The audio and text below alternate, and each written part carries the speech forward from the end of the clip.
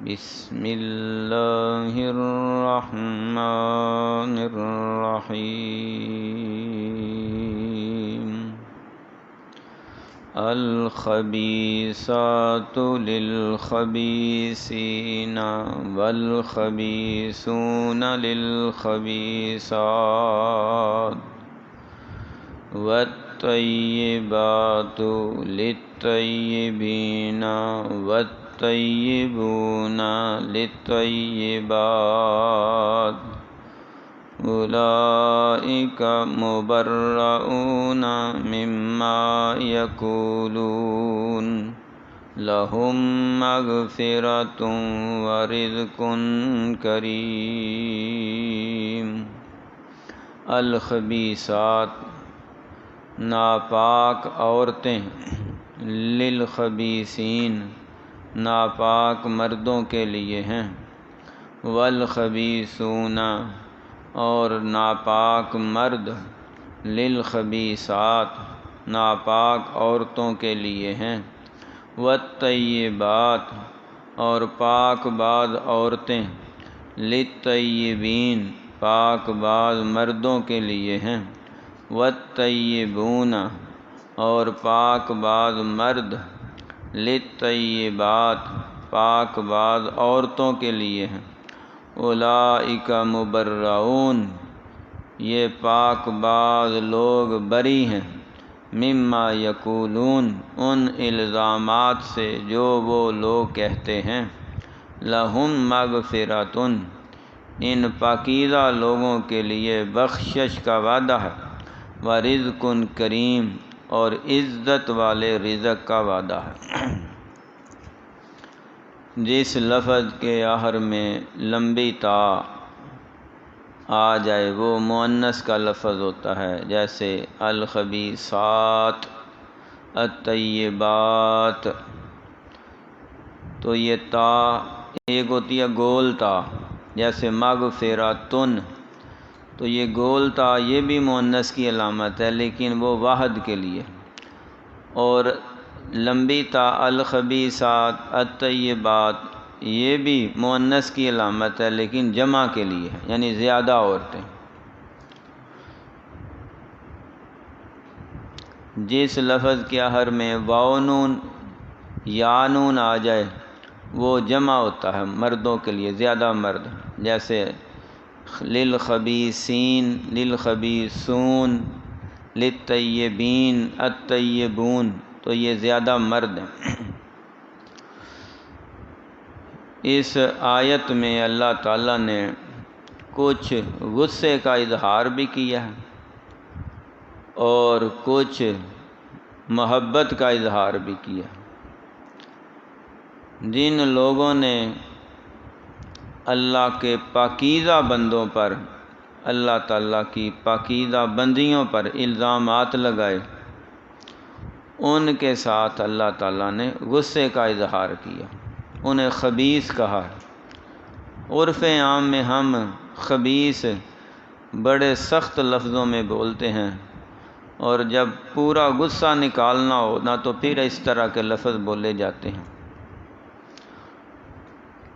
جب کہ ان کے برعکس دوسرے افراد کو، مستورات کو اللہ تعالیٰ نے طیب، طیبات، طیبون کہا ہے، پاک باز مرد، پاک باز عورتیں، ان کے لیے انتہائی محبت کا اظہار کیا ہے۔ ایک حدیث ہے، آقا علیہ السلام نے فرمایا کہ اللہ تعالیٰ کے کچھ نیک بندے ہیں اولیاء میں سے، انبیاء کا درجہ تو ان سے بھی بلند ہے، اولیاء میں سے لوگ نہیں ان کو جانتے لیکن ہیں وہ اللہ کے ولی۔ اللہ کے نبی اور اللہ کے ولی دو ہی اصل میں اصطلاحات ہیں، نبی اور ولی۔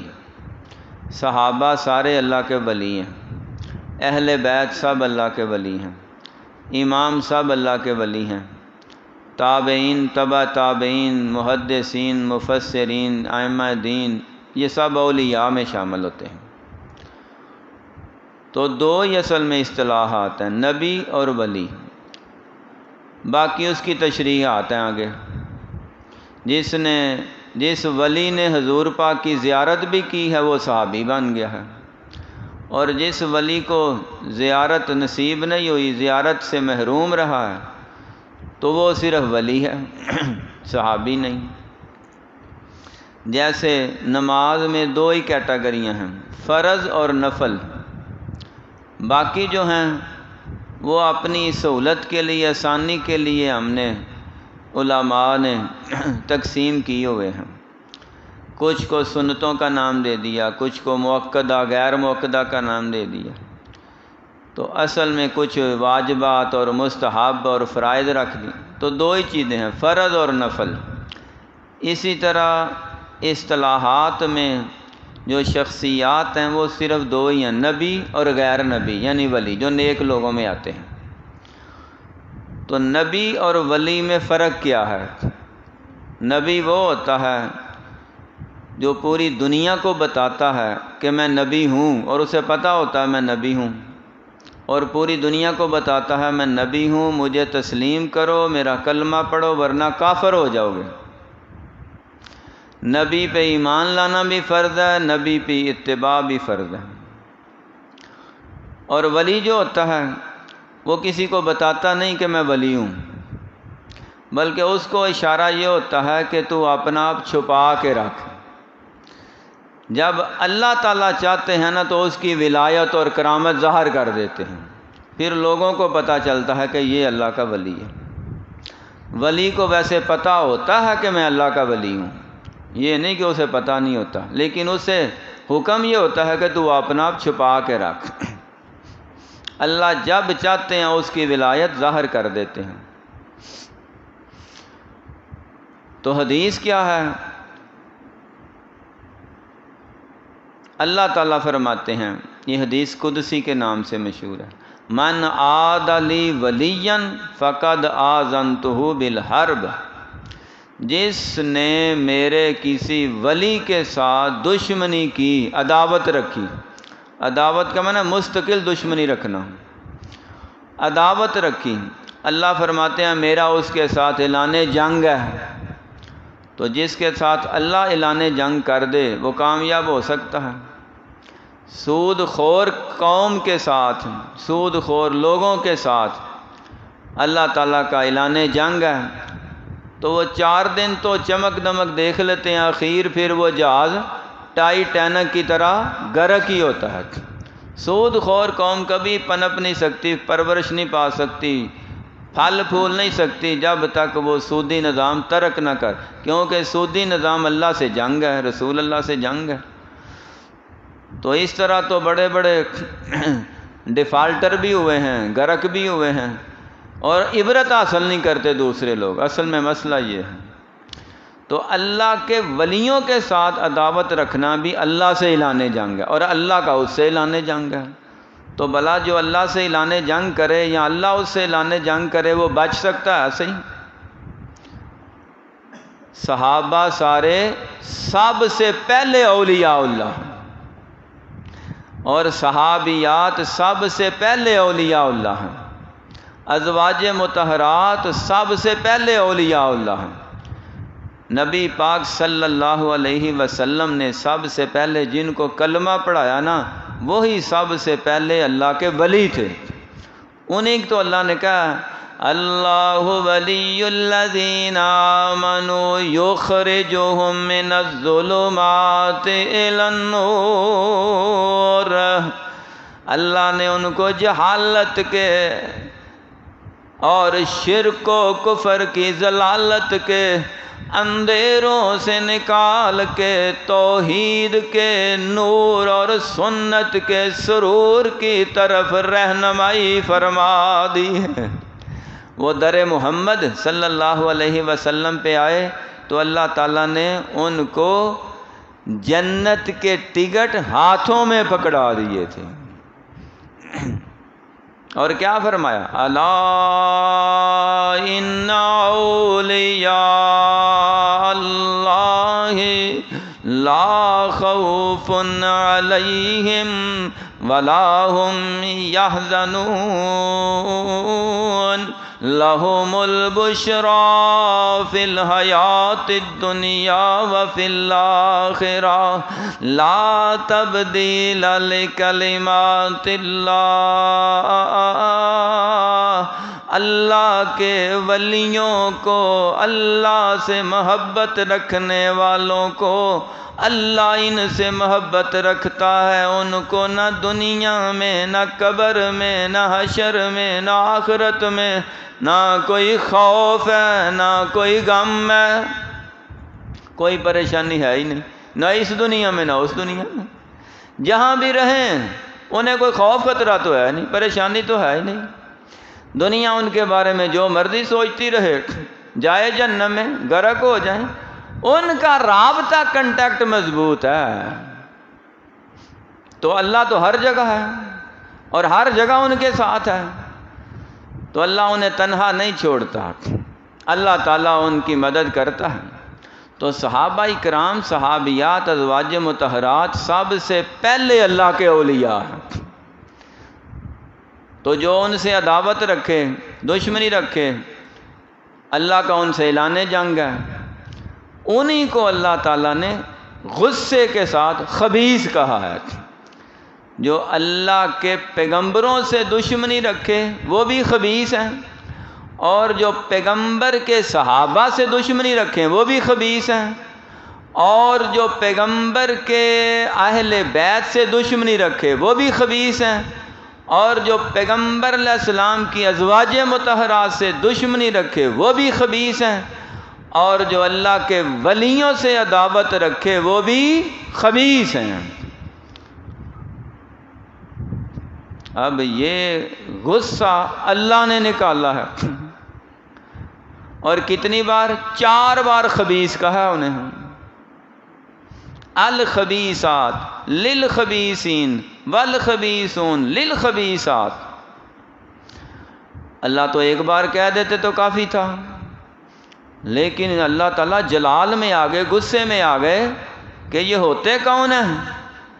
میرے نیک بندوں پہ انگلی اٹھانے والے، اشارہ ہی کرنے والے، اور انہوں نے کہہ دیا جی کی پتہ ہے جی بند کمرے چ کی ہویا سی، یہ دونوں ہی اندروں نکلے نے، او جی پچھوں دونوں ہی کلے آئے نے، ایک اونٹ سے سوار، ایک نے مہار پکڑی ہے، قافلہ سارا آگے نکل گیا۔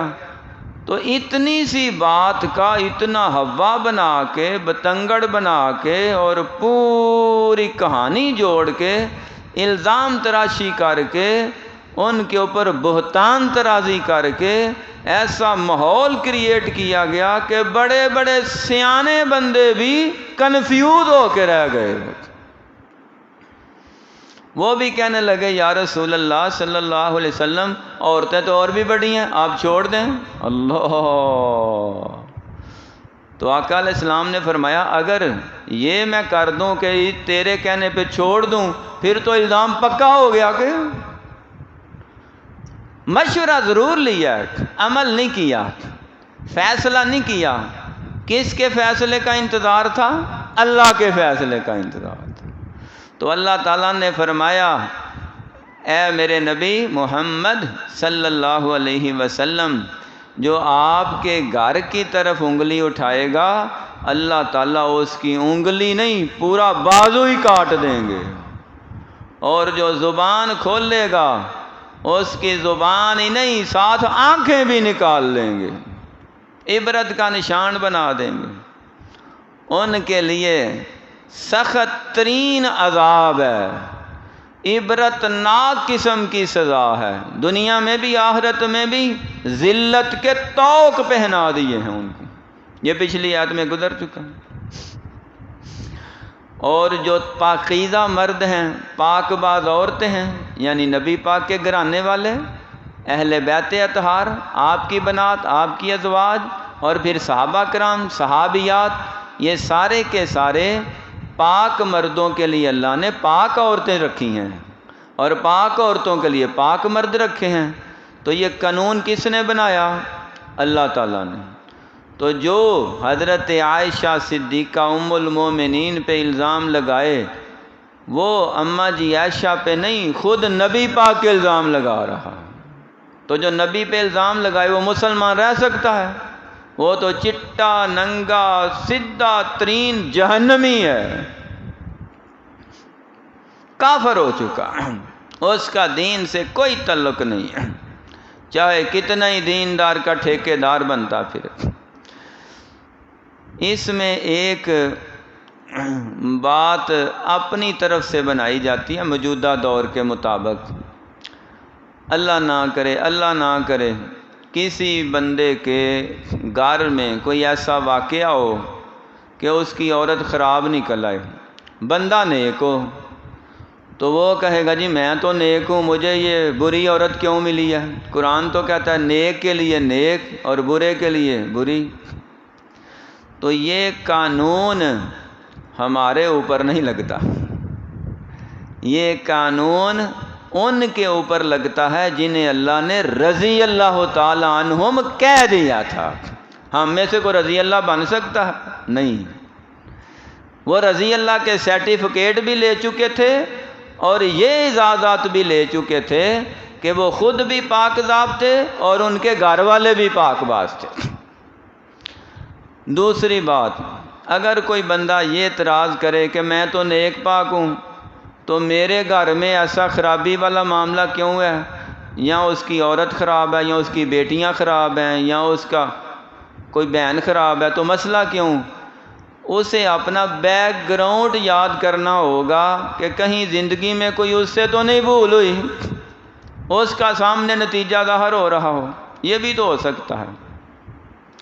اور تیسری بات یہ ہے کہ یہ کوئی لازمی نہیں کہ بندے نیک ہوں تو عورتیں بھی نیک ہوں۔ اس کے اپوزٹ یہ بھی تو دیکھا جا سکتا ہے کہ گھروں میں عورتیں بڑی بڑی نیک ہوتی ہیں لیکن جو نوجوان مرد ہیں ان کی کوئی گارنٹی دے ہی نہیں سکتا۔ بھائی منڈے شنڈے نے جی کی گارنٹی دئیے تو کون ذمہ داری دے گا؟ سکا ماں باپ دینے کو تیار نہیں۔ عورتیں بڑی پاک بات ہیں، گھر میں گھر سنبھال کے بیٹھی ہوئی ہیں، ان کی 101 محلے میں گارنٹی دینے والا ہے، لڑکوں کی کوئی نہیں دیتا۔ تو کیا ان عورتوں کا کیا قصور ہے جی جن کو ایسے لڑکے مل رہے ہیں جن کی گارنٹی کوئی نہیں؟ حالانکہ پاک کے لیے تو پاک چاہیے، ناپاک کے لیے ناپاک چاہیے۔ تو یہ آیت کا قانون ہم پہ لاگو، ہمارے معاشرے پہ لاگو نہیں ہوتا۔ ہاں دوسری بات، پاک باز کہتے کس کو ہیں اور خبیث کس کو کہتے ہیں؟ ہر وہ بندہ جس سے کوئی بھول ہو جائے، کسی بھی قسم کا کوئی کبیرہ گناہ ہو جائے، وہ معافی مانگ لینا تو اللہ تعالیٰ اسے طیبات اور طیبین میں شامل کر دیتے ہیں۔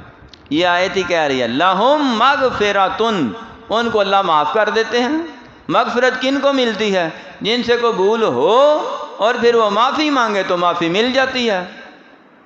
تو اللہ تعالیٰ معاف کرنے والا غفور الرحیم ہے، بخش دیتا ہے۔ اگر ہم میں سے کسی سے کوئی بھول ہو تو ہم اس کی معافی مانگ لیں اور سچے دل سے معافی مانگیں تو پھر کیا ہوگا؟ طیبین اور طیبات میں داخل ہو سکتے ہیں تاکہ آئندہ کے لیے پرہیز کریں۔ اور خبیث کون ہوتا ہے؟ خبیث وہ مرد و عورتیں ہیں جو برائی کریں اور کرتے ہی جائیں۔ خبیث وہ ہوتا ہے جو الزام لگائے اور لگائی جائے۔ خبیث وہ ہوتے ہیں جو کسی پر بہتان لگائیں اور لگائی جائیں۔ خبیث وہ ہوتے ہیں جو چغلیاں کریں اور کری جائیں۔ خبیث وہ ہوتے ہیں جو کسی کے بارے میں بد ظنی رکھ کے پھر اس کو آگے پھیلائیں اور ویل لکل ہمزۃ لمزہ میں شامل ہو جائیں۔ ان کے لیے فرمایا ہے لا ینبذن فی الحطمہ، ایسے خبیثوں کو اللہ وادی حطمہ میں پھینک دیں۔ تو خبیث صرف کبیرہ گناہ جو شرمگاہ کے ذریعے ہوتا ہے اس کے کرنے سے نہیں بنتا، زبان کے کرنے سے بھی خبیث بن جاتا ہے۔ کئی ایسی زبان کے گناہ ہیں جو شرمگاہ کے گناہ کے بھی برابر بلکہ اس سے بھی زیادہ خطرناک ہیں۔ ایک حدیث ہے الغیبۃ اشد من الزنا، غیبت کری جانا بار بار بار بار، کسی کا الزام آگے پھیلانا یا کسی کا گناہ آگے بیان کری جانا، وہ غیبت اور چغلی ہے۔ فرمایا بعض اوقات وہ چغلی زنا سے بھی زیادہ خطرناک ہو جاتی ہے۔ کس طرح؟ جس نے برائی کی ہے وہ ہو سکتا ہے توبہ کر لے، اور چغلی کرنے والا آگے کری جا رہا ہے، اس کو معافی مل گئی ہے، یہ پکڑا پھنسا گیا، بلا وجہ ہی پھنسا گیا۔ تو چغلی نہیں کرنی، غیبت نہیں کرنی۔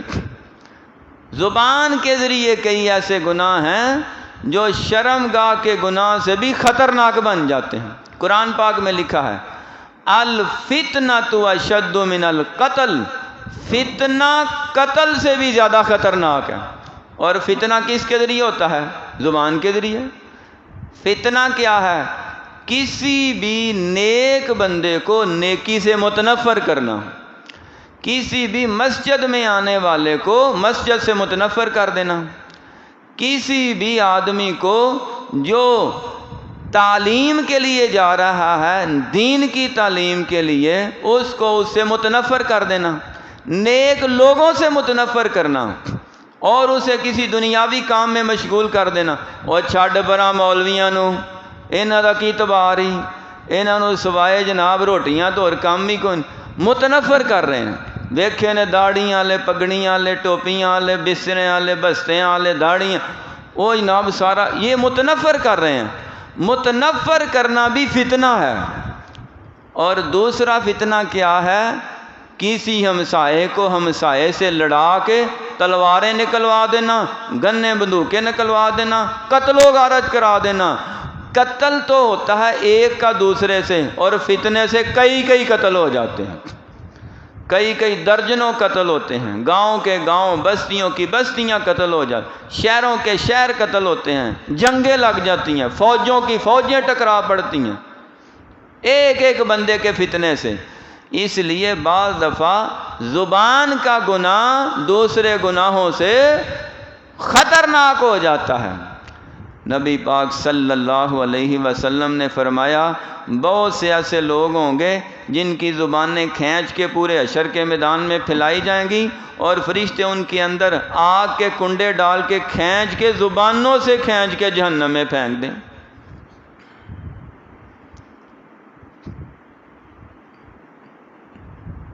یہ ہیں خبیث لوگ جو زبان کے ذریعے بلائی پھیلا رہے ہیں۔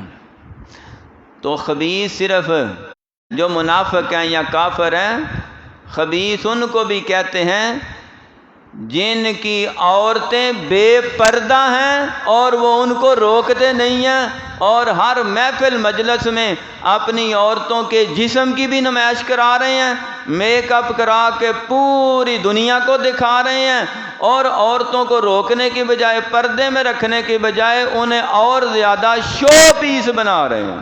وہ بھی خبیث ہیں، وہ بھی دیوس ہیں۔